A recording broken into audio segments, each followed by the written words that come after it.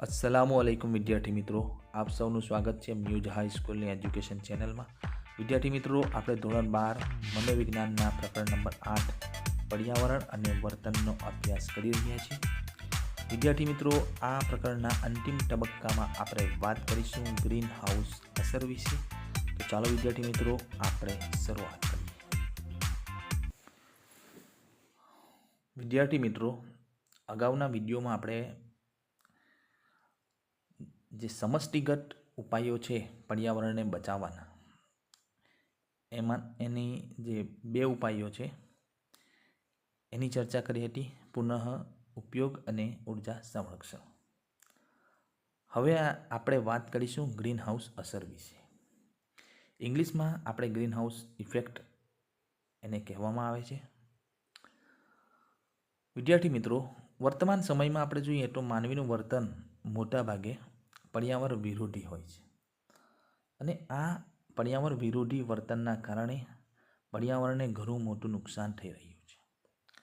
પર્યાવરણના દુરુપયોગમાં કચરો ઉત્પન્ન કરવો, બરાબર, માનવી દરેક રીતે કચરો ઉત્પન્ન કરે છે, એ પછી ઘરમાં હોય, ફેક્ટરીમાં હોય કે જ્યાં અન્ય સંસ્થાઓમાં, દરેક ક્ષેત્રમાં, દરેક જગ્યાએ આપણે કચરો ઉત્પન્ન કરવા લાગ્યા છે।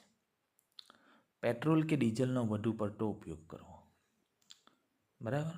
પહેલાં લોકો પગપાળા અથવા તો સાયકલ, ઘોડાનો ઉપયોગ કરતા હતા। હવે વર્તમાન સમયમાં જે નવા વ્હીકલ્સ શોધાય છે ને, અત્યારે આપણે ત્યાં બાઇક અને હવે એક્ટિવાનો ક્રેઝ ઘણો છે, તો થોડે દૂર પણ આપણે ચાલતા જવા માંગતા નથી, અને આપણે બાઇક લઈને, એક્ટિવા લઈને નીકળી જઈએ છીએ, બરાબર। એટલે આપણે પેટ્રોલ અને ડીઝલનો વધારે પડતો ઉપયોગ કરતા થઈ ગયા છે। વૃક્ષો કાપવા, કોલસા બાળવા, રેફ્રિજરેટરમાં ક્લોરોફ્લોરોકાર્બનનો ઉપયોગ વગેરે વિશ્વ માટે ચેતવણી છે। પોતાના સ્વાર્થ માટે માનવ વૃક્ષો કાપવા લાગ્યો, જંગલોને કાપી નાખ્યા, કોલસાનો વધારે પ્રમાણમાં ઉપયોગ થવા લાગ્યો, રેફ્રિજરેટરમાં CFC એટલે કે ક્લોરોફ્લોરોકાર્બન જે વાયુ છે એ વાયુનો માનવ વધારે ઉપયોગ કરવા લાગ્યો છે, જે વિશ્વ માટે ખૂબ ઘાતક સાબિત થઈ શકે છે। માનવીની વિવિધ પ્રવૃત્તિઓની પર્યાવરણ પર દૂરોગામી નિષેધક અસરો જોવા મળે છે, જેવી કે વાવાઝોડું, હવામાનમાં અચાનક પરિવર્તન, તાપમાનના પ્રમાણમાં થતો વધારો, તેમજ ઉત્તર અને દક્ષિણ ધ્રુવમાં ઓગળતી હિમશિલાઓને પરિણામે દરિયાના પાણીની સપાટી ઊંચી આવવા લાગી છે, બરાબર। હવે માનવીનું જે આ પર્યાવરણ વિરોધી વર્તન છે તેના કારણે કઈ કઈ નિષેધક અસરો જોવા મળે છે, તો કે વાવાઝોડું, બરાબર। પહેલાંના સમયના પ્રમાણમાં હવે વાવાઝોડું વધારે પ્રમાણમાં આવે છે, બરાબર। આ ઉપરાંત હવામાનમાં જે અચાનક પરિવર્તન આવી ગયું છે, ગરમીનું પ્રમાણ વધતું જાય છે, અને થોડા સમય પહેલાં જ આપણે જોયું કે શિયાળામાં વરસાદ પડ્યો, કચ્છમાં આપણા નથી પડ્યો, પણ અન્ય જે દક્ષિણ ગુજરાતના વિસ્તારો છે, મધ્ય ગુજરાતના દક્ષિણ ગુજરાત, ત્યાં વરસાદ પડ્યો। તો એ આ હવામાનમાં પરિવર્તન કે શિયાળામાં વરસાદ થાય, તાપમાન ઉનાળામાં પુષ્કળ પ્રમાણમાં વધી રહ્યું છે, અને પૃથ્વી પર જે તાપમાન વધી રહ્યું છે એના કારણે શું થાય છે, પૃથ્વીના ઉત્તર ધ્રુવ અને દક્ષિણ ધ્રુવ પર હિમશિલાઓ આવેલી છે, એ ઠંડા પ્રદેશો છે, બરાબર। અને આ ગરમીના કારણે આ હિમશિલાઓ ઓગળી રહી છે, અને તેના કારણે પાણીની સપાટી ઉપર આવવા લાગી છે। આ અસરો દુનિયાના જુદા જુદા દેશોમાં જુદી જુદી જોવા મળે છે। હવે આ જે બધી અસરો છે, અમુક દેશોમાં ઓછી છે તો અમુક દેશોમાં વધુ પ્રમાણમાં જોવા મળે છે, એટલે દરેક દેશમાં એક સમાન જોવા મળતી નથી। દર 5 વર્ષે સમુદ્રના પાણીની સપાટીનું સ્તર 1 ઇંચ ઊંચું આવે છે। દર 5 વર્ષે જે સમુદ્રનું સ્તર હોય છે, પાણીનું લેવલ, એ પાણીનું લેવલ 1 ઇંચ વધી જાય છે।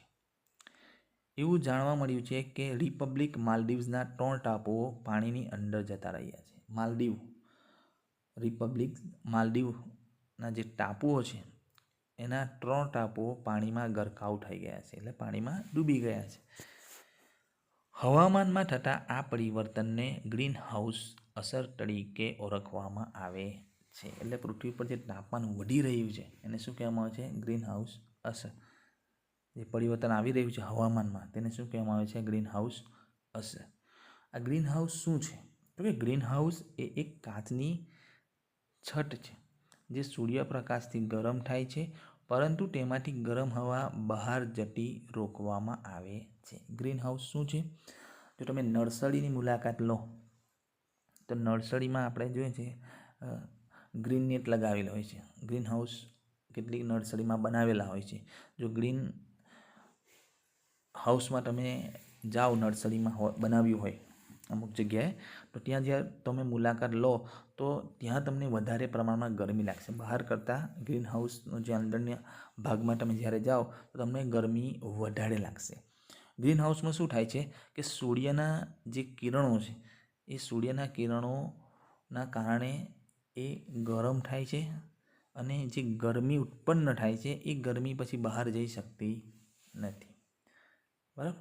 કારણ એક કાચની છત બનાવવામાં આવે છે અને એક કાચની છતના કારણે અંદર ગરમી ઉત્પન્ન થાય છે, પણ પછી એ ગરમી બહાર નીકળી શકતી નથી. તેને ગ્રીન હાઉસ કહેવામાં આવે છે.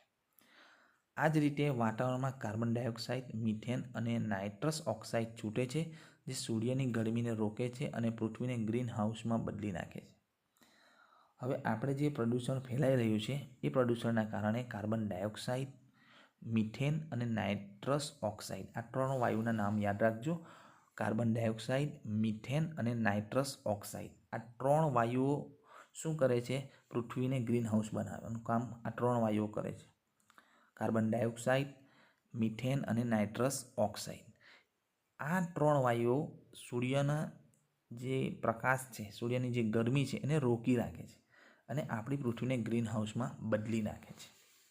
એટલે પૃથ્વી પર જે ગરમીનું પ્રમાણ છે, તાપમાન છે, એ દિવસે ને દિવસે વધતું જાય છે. આ 3 વાયુનું પ્રમાણ 18મી સદીની મધ્યથી વધતું રહ્યું છે અને હાલમાં પણ આ વધારો ચાલુ જ છે. જો આ પ્રક્રિયા આ રીતે ચાલુ રહેશે તો એક એવો અંદાજ કાઢવામાં આવે છે કે 2100ની સાલમાં પૃથ્વીની સપાટી ઉપર 3.5 ડિગ્રી ફેરનહીટ હવાનું તાપમાન વધી જશે. હવે આ ગ્રીન હાઉસની જે બનવાની આપણી પૃથ્વી જે ગ્રીન હાઉસ બની ગઈ છે તો એની બનવાની શરૂઆત 18મી સદીથી ચાલુ થઈ ગઈ. બરાબર છે?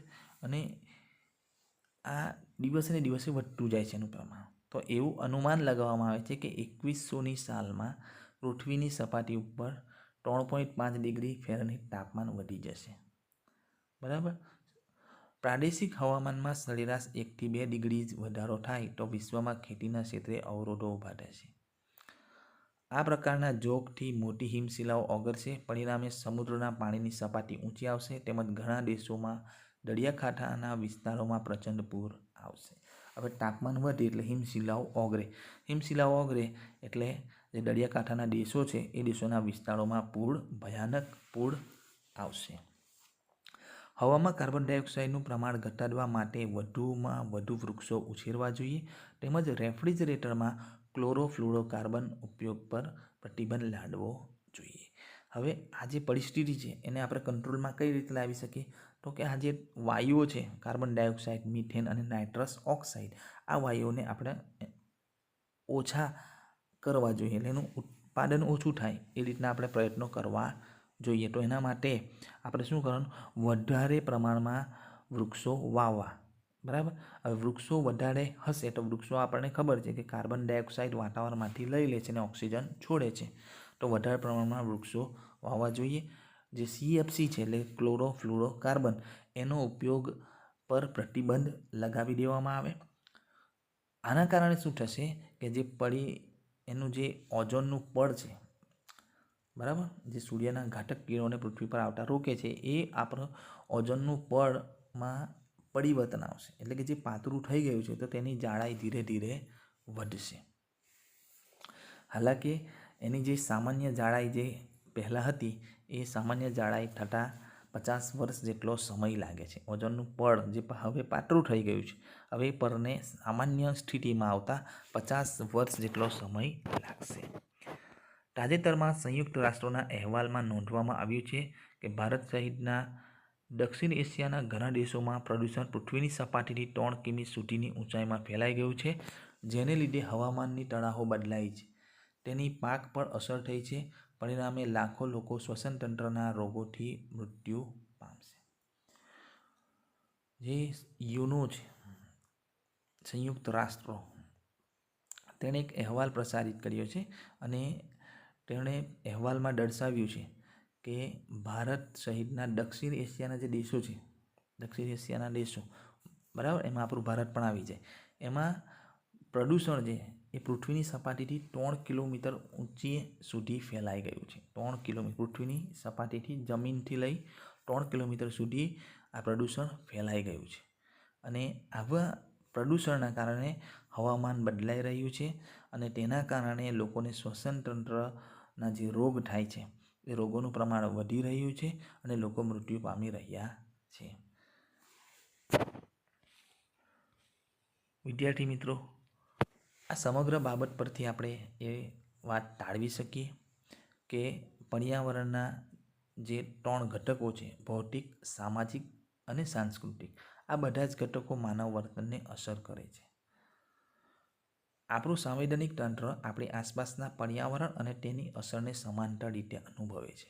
આપણું જે સંવેદનિક તંત્ર છે, બરાબર, એ સંવેદનિક તંત્ર આપણી આસપાસનું જે પર્યાવરણ છે તેને સમાંતર રીતે અનુભવે છે. માનવ વર્તન દ્વારા પર્યાવરણના દુરુપયોગને લીધે જંગલોનો નાશ, પૂર, ગ્રીનહાઉસ અસર તેમજ ઉર્જાનો વ્યય જેવી ગંભીર સમસ્યાઓથી કટોકટી સર્જાય છે. જેથી આપણે સૌએ સ્વસ્થ અને સંતોષકારક જીવન જીવવા માટે જરૂરી એવા પાણી જેવા કુદરતી સ્ત્રોતોની બચત કરતા અને પર્યાવરણને જાળવતા શીખી લેવું પડશે. માનવ વર્તનના કારણે પર્યાવરણનો દુરુપયોગ થઈ રહ્યો છે. માનવ જંગલોનો નાશ કરી રહ્યો છે અને પૃથ્વી ગ્રીનહાઉસમાં ફેરવાઈ રહી છે. હવે આના કારણે ઘણી બધી ગંભીર સમસ્યાઓ ઉત્પન્ન થઈ રહી છે. તો આપણે શું કરવું જોઈએ? તો આપણે સ્વસ્થ જીવન જીવવા માટે અને સંતોષકારક સારું જીવન જીવવા માટે આપણે જે આપણું અમૂલ્ય કુદરતી જે ભેટ છે પાણી, એ પાણી અને એના જેવા અન્ય જે કુદરતી સ્ત્રોતો છે એ દરેકની આપણે બચત કરવી જોઈએ, જેથી કરીને આપણે પર્યાવરણને બચાવી શકીએ અને આ પર્યાવરણ અંગેની જાગૃતિ લોકો સુધી પહોંચાડવી એ આપણી નૈતિક ફરજ છે. પર્યાવરણને બચાવવું, જેથી કરીને આપણે અને આવનારી પેઢી સારી રીતે જીવન જીવી શકે. આશા છે વિદ્યાર્થી મિત્રો આપને સમજાઈ ગયું હશે. સમગ્ર પ્રકરણમાં જો તમને ક્યાંય પણ સમજ ન પડી હોય તો તમે વોટ્સઅપ પર મેસેજ કરી મને પ્રશ્ન પૂછી શકો છો. Thank you. આભાર.